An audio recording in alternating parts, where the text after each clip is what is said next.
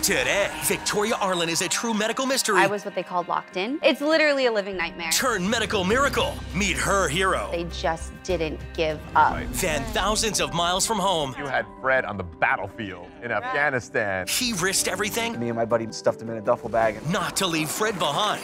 Plus, the AGT violinist. Can you feel anything at all when you play? I can feel the music in my heart. And a miraculous performance. To season 2. Oh gosh!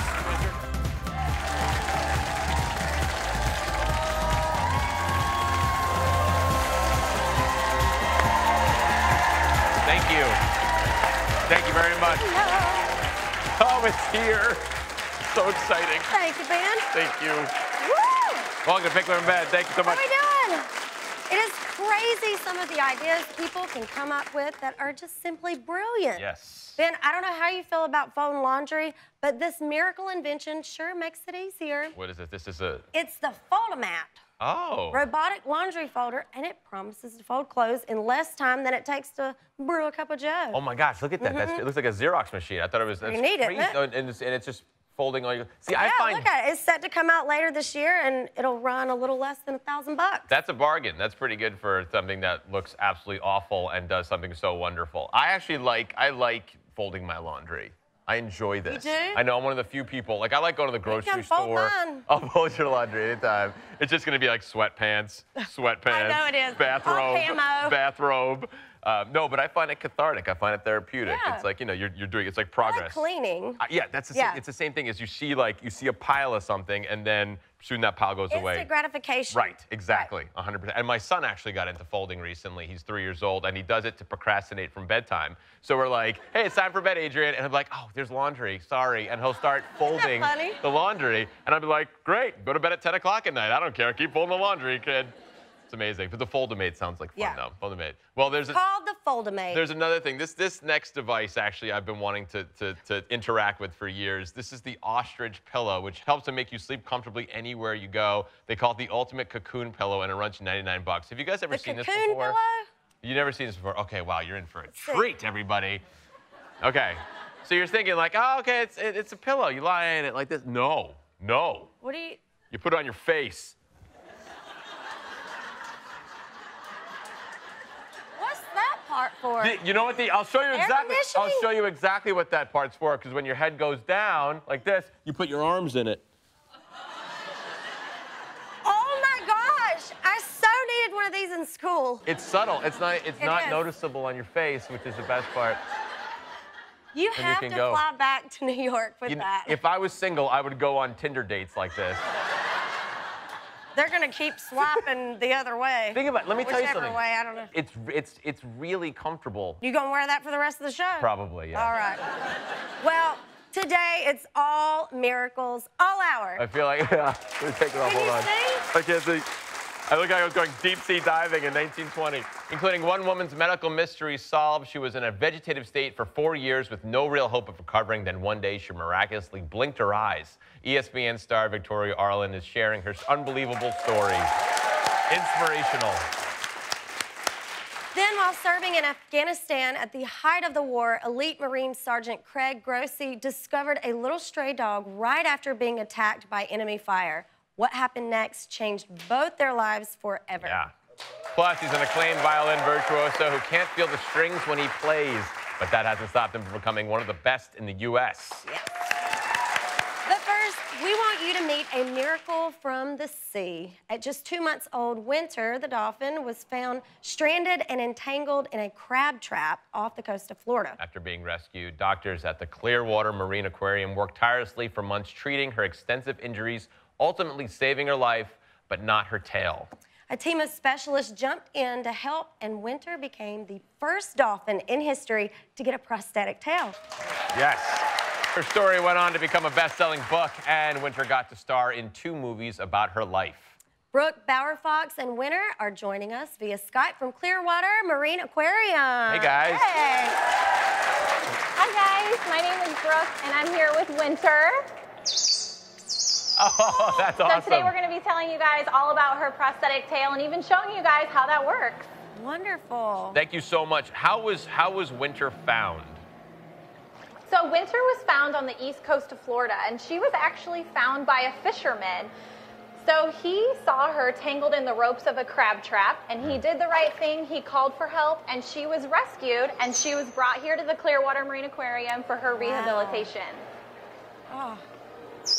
Now, you say Winter had little chance of survival, right? So when she was rescued, she was in pretty serious condition. She was not expected to make it through the evening, and she really persevered through all of that. And as you guys can see here today, she's thriving, and she's adapted to all of the challenges that came her way. Now, thinking about a dolphin getting a prosthetic tail seems like science fiction. How did Winter get a prosthetic tail? So the folks at Hanger Clinic have actually been helping us out her entire life, and she has been working with them and getting different versions of that prosthetic tail, and they've been so generous to help us out with that. And they come here often, and they check in on it, and they come up with new things that will help her to make sure that she's constantly receiving the best care possible. Right. How does the prosthetic work? So the prosthetic is 3 different pieces. So we're actually going to show you guys that today and how it goes on her. So when she's wearing her prosthetic tail, we're asking her to exercise. So first, we're going to put on the Winter's gel. We're going to have Winter come up on the platform with us. We're going to show you guys how it works piece by piece. So Winter's going to join us up here on the platform. So cute. And we're going to take the first piece of the prosthetic tail, which is the Winter's gel right here. Uh-huh.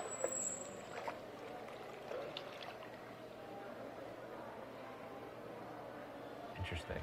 So you guys can see this just slides right on. Okay. And what this does is it provides a nice cushion, and it also provides something for the prosthetic tail to actually hold on to. Mm-hmm. Now this next piece we call the cup. It slides right onto the end of her peduncle. Wild. And then last but not least, the prosthetic tail itself. Wow. That is incredible. That is wild. That's incredible. Does this cause her any pain? No, these pieces are all designed to be nice and comfortable for her to go on. So the Winter's gel is a very, very soft material. So when the rest of the prosthetic tail's going on, you can see that it is on top of that Winter's gel. Right. So that is what makes it nice and comfortable for her. Right. What was the rehabilitation process like for her? Did she have to get used to the tail again, and did that take a long period of time?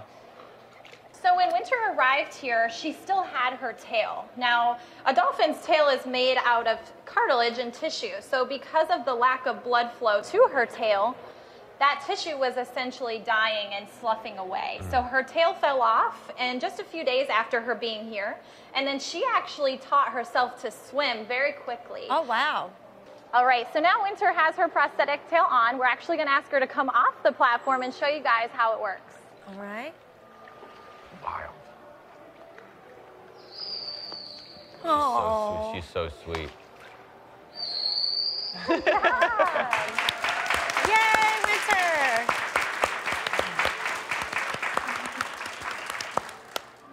Oh. And you say Winter is a big inspiration to a lot of people. Can you tell us about that? Oh, she is definitely a huge inspiration to so many people. They have realized that she has overcome so many challenges, and that if she can, they really can too. That is incredible. And she's a big celebrity. She had movies done about her. I mean, she's pretty well known. She is very well known. She's a pretty big celebrity, and she was in Dolphin Tale and Dolphin Tale 2. Right. And she did play herself in both of those movies, and she did it very well. She's not method. What do you want people to learn from Winter's story? I think there's 2 really important messages to learn from Winter's story, and one of those things is that if you ever come across a dolphin or any marine mammal that needs help, that you call for help. Call a rescue facility like the Clearwater Marine Aquarium so that we can give that animal the help that it needs. And also, She's such an inspiration, so it's really important that people learn her story and that we can be inspired by her, because she has faced many challenges in her life and she's really overcome every single one of those. And it's really inspiring for us to remember that if we're ever facing challenges in our own life, that we can overcome those as well. Absolutely. We love it. Sweet. Thank you, Brooke, Power Fox, and Miracle Dolphin Winter. Yes, thank you very much. Also, a shout out to our affiliate, WFTS in Tampa, for helping us with this amazing story. Here she goes. I think Winter's popping up. Coming up, a medical mystery turned miracle. ESPN star Victoria Arlen is here next.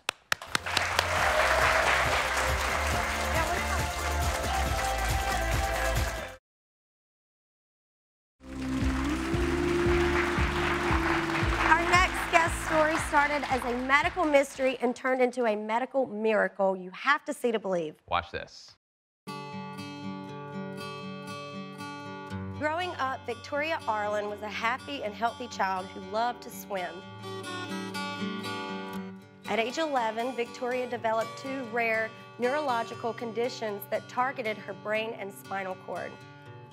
Her body rapidly declined, making her unable to speak, eat, walk, or move. She slipped into a vegetative state. Doctors told her parents that she would not make it, totally unaware that Victoria was trapped inside her own body. She could see and hear everything around her, but couldn't communicate. When she turned 15, doctors tried a new medication and a miracle occurred. For the first time in nearly 4 years, Victoria was able to communicate by blinking her eyes.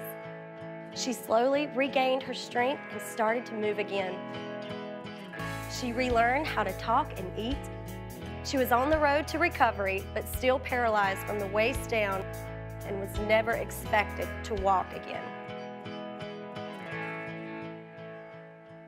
But she could swim, and swim she did all the way into the 2012 Paralympics, winning a gold and 3 silver medals for Team USA. Another miracle. After 2 years of daily grueling activity-based therapy and a decade of prayers, Victoria walked. Yes. And then she danced her way to the semifinals on Dancing with the Stars. Now this miracle girl is thriving as a motivational speaker, celebrated ESPN host, and author. Please welcome miracle girl Victoria Arlen. Hey.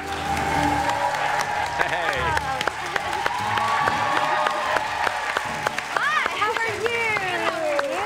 You look beautiful. Nice to meet you. Nice to officially meet you. Thank you for being here, please. Thank you guys for having me. Thank you, absolutely. Is it surreal to hear your story back?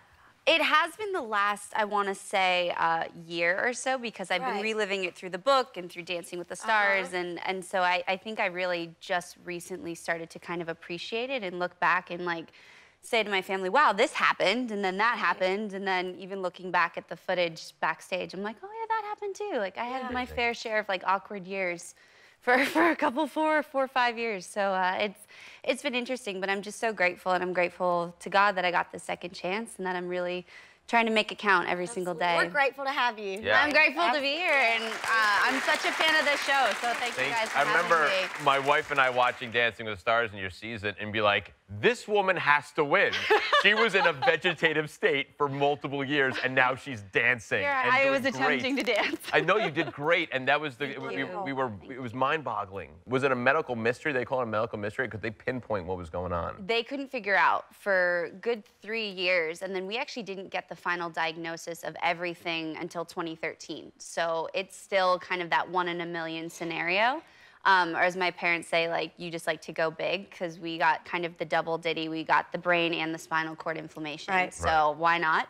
Just go for it all. But it's kind of a blessing in disguise, because looking back, had it just been one or the other, it would have been way more severe. Right. And recovery. Interesting. Hardly. So that's kind of our, that's how we look at our glass half full perspective, is that it kind of equally did its damage versus just targeting my brain or my spinal cord. Right. Do you remember being in that vegetative state?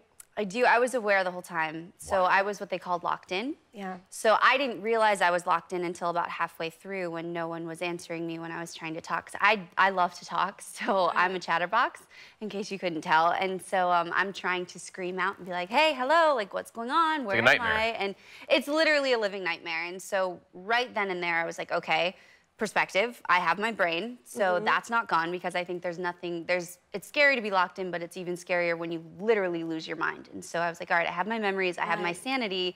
Now I need to really kind of hunker down and figure out how am I going to get out of here and how am I going to break through. And so gratitude was kind of the recipe to my success. And I said, okay, well, I'm alive. So I got that going for me. And you'd think if you're starting with the fact that you're not dead yet, you're like scraping the bottom of the barrel, which I was, but it was a good plus column for me. And so every day that I had, I was like, okay, I'm one step closer, because the alternative would be kind of thinking doom and gloom, and nobody wants to do that. Absolutely. Yeah. So you could hear the doctors when they mentioned, you heard them in the room say that they didn't think you were going to make it. Oh, yes. They told my parents, you need to accept the fact that your child's going to die, and if she does make it by a miracle, she'll be a vegetable, so you should put her away in a home and just move on with your life. Who are your doctors? And well, they're not my doctors anymore, My God. that's for sure. So they really just were so quick to jump to just give up. And I'm one of triplets. My family doesn't give up. And my parents were like, all right, well, then we're taking her home. And they set up a hospital room in our living room and just took care of me and loved me. And they're like, look, we have you. We're going to love you, and we're going to take care of you. And but there was one moment in particular where these doctors, my parents were out of the room, and these doctors said, can you believe that this kid's parents have hope? This kid's a goner. And I'm like, I'm right here. You can Like, hear I can everything. Hear it. And How so frustrating. Tell me you confronted that doctor after Dancing with the Stars or something. I have. It's interesting because success is the best revenge. It is. I'm You're like, right. You know what? They can turn on their television. And say hi. Yeah. Excellent point. Hopefully they learned a very valuable lesson. I think so. I hope so. I mean, if nothing else. And I'll never forget, my mom was taking care of me, and she's like, honey, I don't know if you can hear me, but I want you to know that Mommy and Daddy and your brothers, we're going to take care of you, and we're going to love you regardless. If nothing comes back, if we have to take care of you the rest of your life, like, we're going to live this great life, and we're going to give you this great life. And so their hope and their love is really, honestly, what kept me going, because I really wanted to say thank you, and I was also too stubborn to, like, check out. Like, my dad always laughs. He's like, you were just too stubborn to die. Like, you were literally, we have a very twisted sense of humor. Yeah. Take us back to that moment. You felt a flicker that you felt? It was like my hip flexor. Your hip flexor. Yeah, so we had, once again, my parents, we had gone out to California to this paralysis recovery center called Project Walk. And so I trained and I trained and I trained, and nothing was going on in my legs. And I was starting to be like, well, I need to probably get used to this, or at least understand this. And then we got a flicker, and it was like there was nothing going on in my legs. And then my trainer could tell that there was a muscle firing. And then I was super fired up, because all you need is one spark of hope, and then you just go for it. Yeah, there's a chance. And so so I did, and then it turned into a step and another step. And then about a year later, I was taking a lot of steps. Dancing, so that was me little by little. So the time between you felt that flicker and Dancing with the Stars, what was the period of time? It was about 2 years. That's just it, under just 2 2 years. years. Yeah. Gosh. That is a lot. incredible. Wow. Thank you. What have doctors said about your recovery? What do they have to say now? I feel like they just go, well, we don't know. Like, they don't know. I mean, I think it is definitely a miracle. I mean, people don't come back from where I was, but people also weren't as sick as I was either. So I think we're kind of paving the way. And it was funny, I had a doctor's appointment like a month ago, and he's like, are you good? I'm like, I'm great. And he's like, all right. All right. That's all we need to focus on. And so by the grace of God, everything's good. And yeah, it's been such a blessing, truly. Absolutely. When we come back, the woman that Victoria says truly saved her life. She's here next.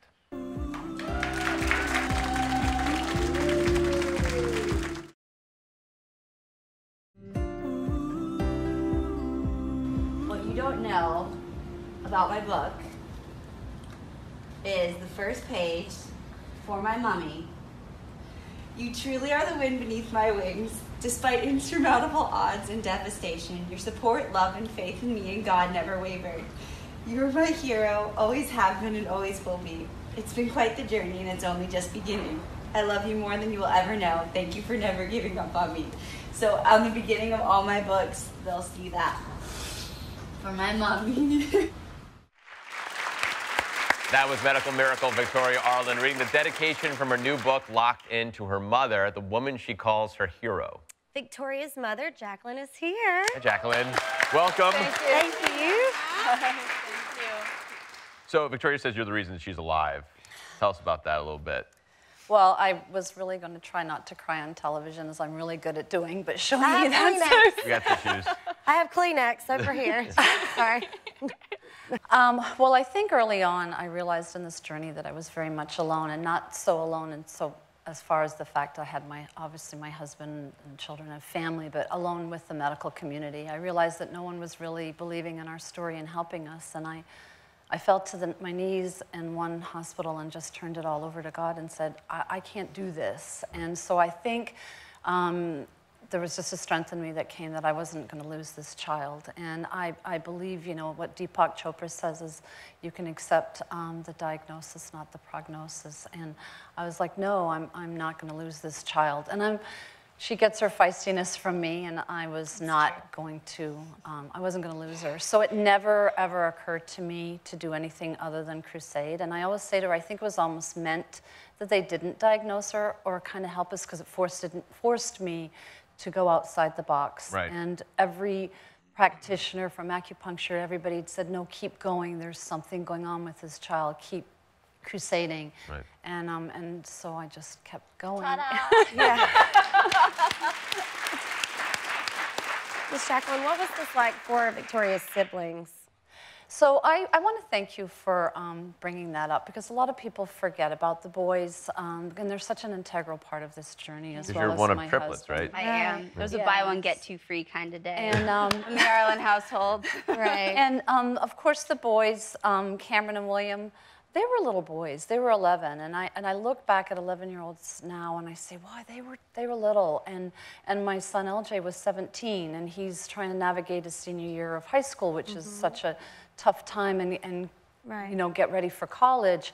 And for the boys, is not only were they losing their sister, but they lost their mom. And Larry and I kind of decided early on, we're going to have to divide and conquer here. And so he stayed home with the boys. And, you know, he had to work, and I, you know, was spending the time with her. And we would switch off occasionally, and I'd try to spend some special time with the boys. And they were like, Mom, what are you doing here? And I'm like, well, I want to spend some time with you, because it's been months and months and months. And they're like, no, Mom, you need to be with Victoria. We'll feel a lot better if you were with Victoria. Yeah. So they are three of the most selfless humans on the face of the earth, and I'm so proud of them, because they never gave us any reason to worry. Yeah. They're amazing humans. Did you get a good night's sleep at all during that time? Well, the funny thing is that I figured out how to make a hospital chair really comfortable. I literally, I took some foam, that padding, and I cut it, and I was determined, because I needed all my strength. So God always gave me a good night's sleep. I think He takes care of the caregivers. Right. Right. Absolutely. Yeah. Victor, what do you want people to take away from your story? I think the biggest thing is that the toughest climbs have the prettiest views, but so much of us get caught up in that climb, and when you're stuck at rock bottom, you think you're kind of looking down when you really just have to look up. And so to kind of keep climbing, we all have challenges and obstacles, and you have to have hope, because anything's possible, and you know, extraordinary challenges lead to extraordinary victories. You just have to believe and spread that hope and spread that love. And you're proof of that. Yes, you are. Yeah, thank you. Miss Jacqueline, how about you? What do you want people to take away from this story? So I think the most important thing is to just not give up. And also to really, truly find your faith, because I had always believed in God, but I didn't have a relationship until I fell to my knees, and you're really never fully alone. And I also think that always believe in your child, or the person that you're crusading for, because, I mean, doctors are wonderful, but there are times that they're not quite sure what's going on. So I had only one nurse throughout the whole journey and said, you know, you're her mom, you know best. And I said, thank you for saying saying that, because no one knows their child like a mother. So I think first and foremost is that when you're completely down at the bottom, it's just keeping anchored in your faith, and you'll get through it, and there's always a rainbow. Yeah, great picture. Thank you guys very much. We appreciate it. Victoria's story is truly a miracle, but be sure to grab a copy of her book, Locked In, so you can read all about it. Coming up, an elite Marine and a dog named Fred, a special miracle in the midst of war. Their story is next.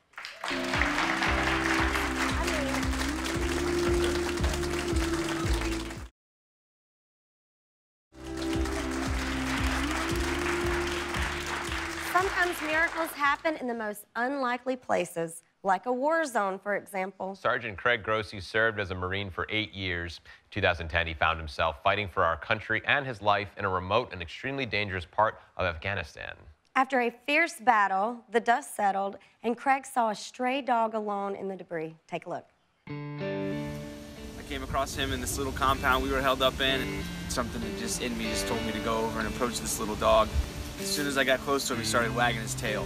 He was hot, hungry, covered in bugs, and had absolutely no reason to show me any kind of trust or love, but he did it right away. From that moment on, he followed me everywhere I went. It was time for Craig to leave the war zone and go back to base. But he knew in his heart he could never leave Fred. So he snuck him into a duffel bag and brought him along. It was risky. If he got caught with a dog, he could go to jail, and Fred could be euthanized. But he went for it and came up with a plan to get Fred home to his family in the U.S. until he returned. 4 months later, they were reunited and haven't been apart since. Marine Sergeant Craig Grossi and his best friend Fred are here. Come on out, guys. Oh, yeah.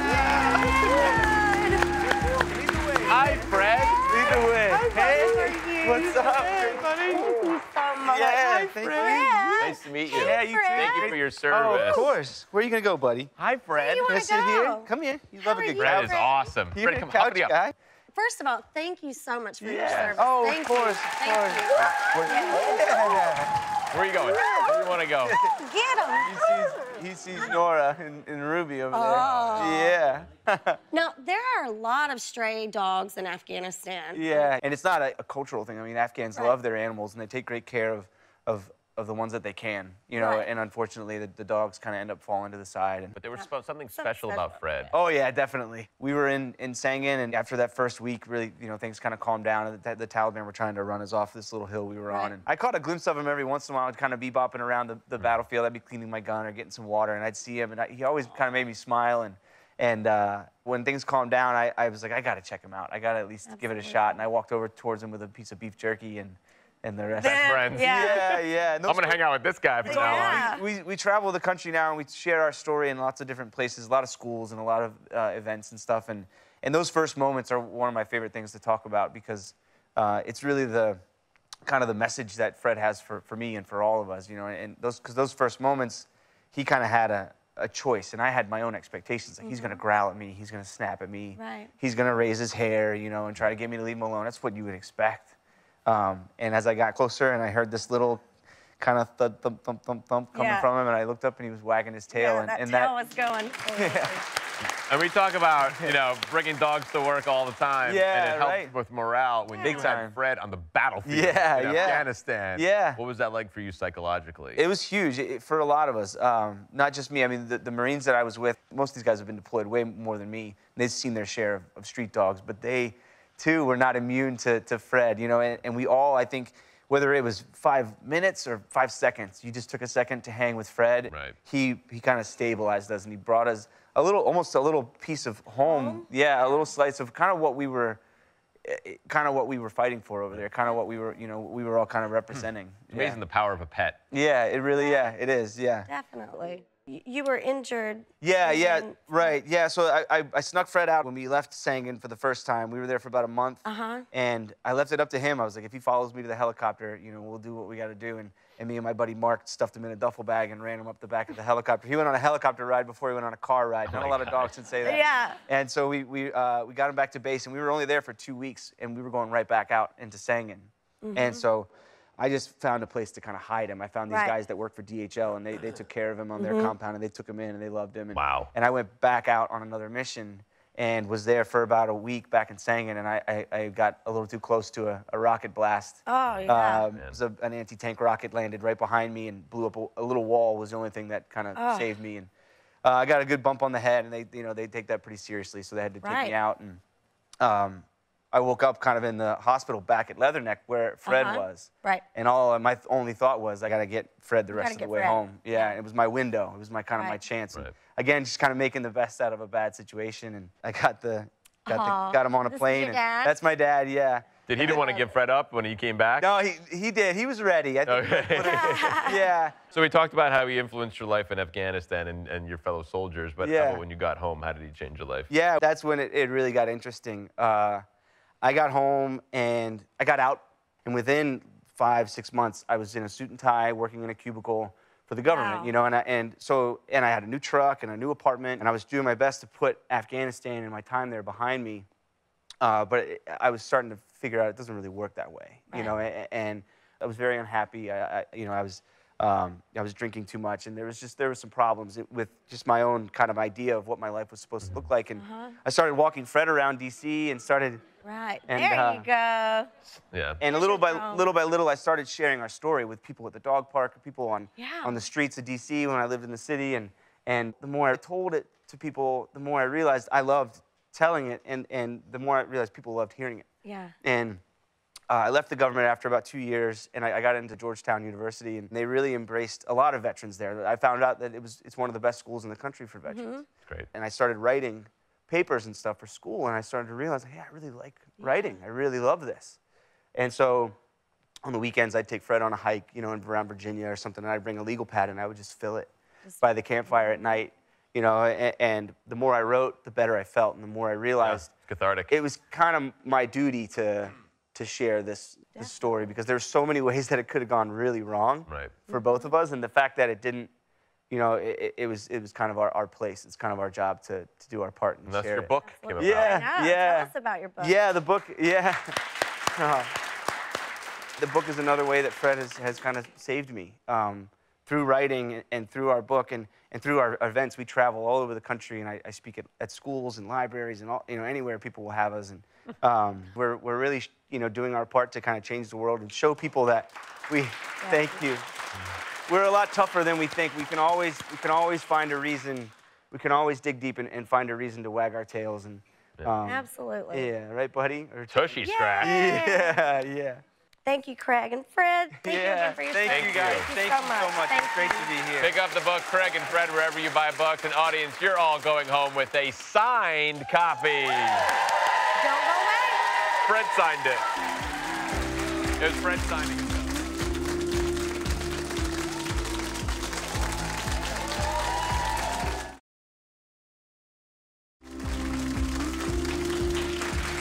Every time our next guest plays the violin, it's a miracle. He plays even though he can't feel the strings. Years ago, he was diagnosed with neuropathy, a medical condition that has slowly and painfully taken all the feeling out of his feet and hands. But that hasn't stopped him from pursuing his dreams. Last year, he made it to the finals on America's Got Talent. He's performed with artists including George Clinton and Lindsey Sterling, and millions of people have watched his amazing videos. They call him the king of the violin. Please welcome Brian King Joseph. I'm so happy to be here. Thank you, guys. Congratulations. Thank you. Thank you. It's all still so fresh for me, and it's amazing to just be here. Everything's been so crazy. And when did you start playing violin? When did you fall in love? 4 years old. Oh, wow. 4 years old. It's a young love, absolutely. Yes. I love my violin That's your like baby. like you love your right arm. I couldn't live without it. So you're loving your violin, and then you're going on with your life, and then boom, neuropathy comes into play. First of all, what happens during neuropathy? Neuropathy is a degenerative nerve disease. It's a rare disease that causes the nerves to attack themselves and die. The process is incredibly painful. I completely lost feeling in my hands and my feet. And how old were you when you were diagnosed? I was 21. 21. Wow. And to be a violinist and love the violin, I mean, it's all hands. Yeah, how do you play? You can't feel the strings at all. You know how they say 10,000 hours? Yeah. I'm lucky enough that before that time, before I got diagnosed, I practiced so much. I love my instrument so much that once that happened, I remember. Yeah. I remember the muscle memory so well. Right. Yeah. The violin has become a part of you. It is part of you. Yes. And when you were diagnosed with neuropathy at 21, you said, right? Yeah. Was it just my world is over? And did you go into like a depression, or did you just say, you know what, going through it? I'll be honest, I can still feel that feeling right now, even when you just talked about it, the dread, because this is what happened to me. I was misdiagnosed for almost 6 months while I was going through it. Oh, wow. I was at Harvard Medical. They had no idea what was going on. Yeah. Finally, the entire nerve doctor team, clinic, they're all around me in this circle. The doctor looks up and he goes, "Oh, you have severe neuropathy. We've been doing this for 5 minutes." Yeah. And I'm like, oh, okay. My goodness. And then he sits me down and tells me it's so bad that I have no chance of recovering. It can only get worse. And that by the time, I'd be lucky if I'd still be walking by the time I hit 30. Wow. I was devastated. You have a doctor come and tell you that. How would you not be?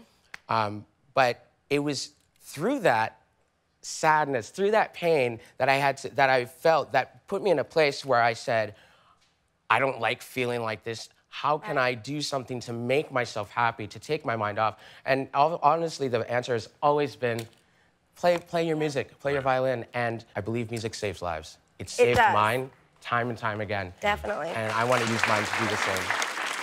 Now, how did you end up on America's Got Talent?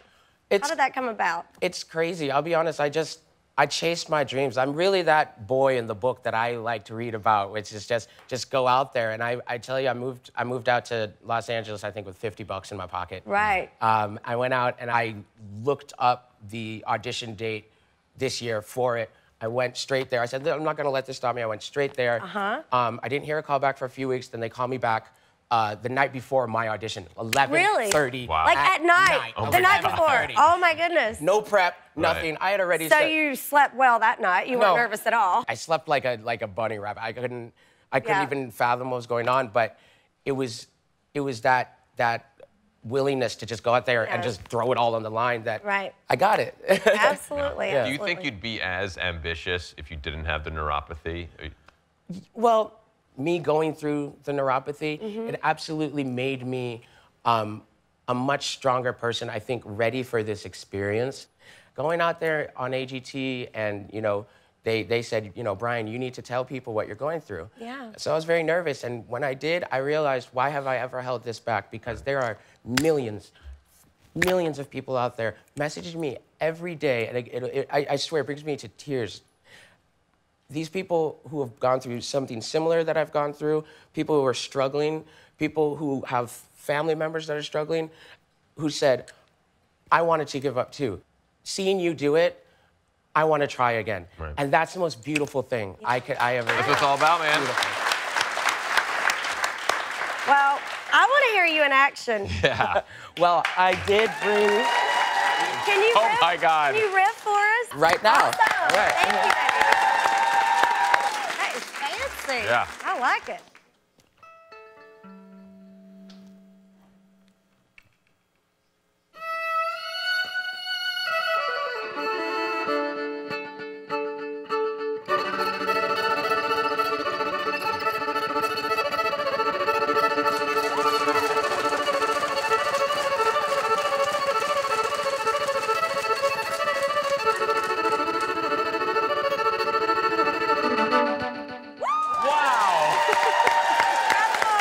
Something. She's a rock star, man. That was amazing. That was really cool.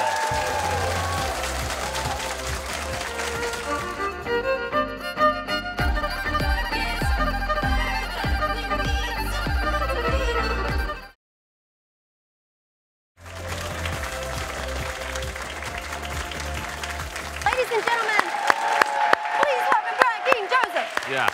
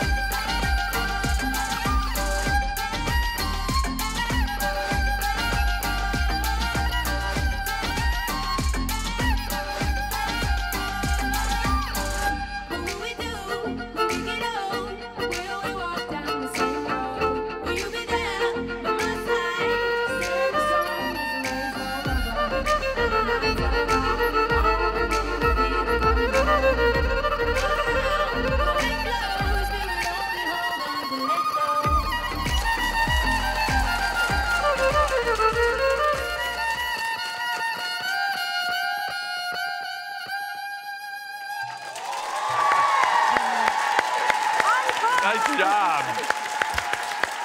You played so hard you lost your ring? I did. You played your rings off, man. Oh my goodness. Great job. That was awesome. That was so cool, man. Great job. Well done. That's how you know you're rocking and rolling. There you go. It looks good on you. Thank you, Brian. To learn more about Brian's upcoming album and tour, head to picklerandben.com. All right, be sure to watch season 14 of America's Got Talent. Coming this summer, they're welcoming new judges, Gabriel Union, Julian Huff, and host Terry Crews. Look at that violin. So great. How cool is that violin?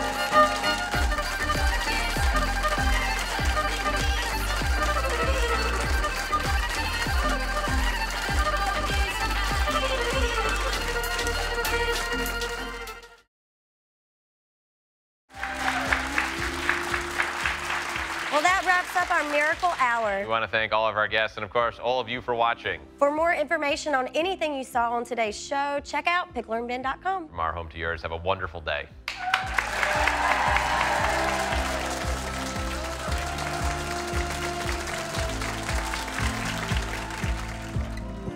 Guests of Pickler and Ben stay at the beautiful and iconic Gaylord Opryland Resort right here in Nashville.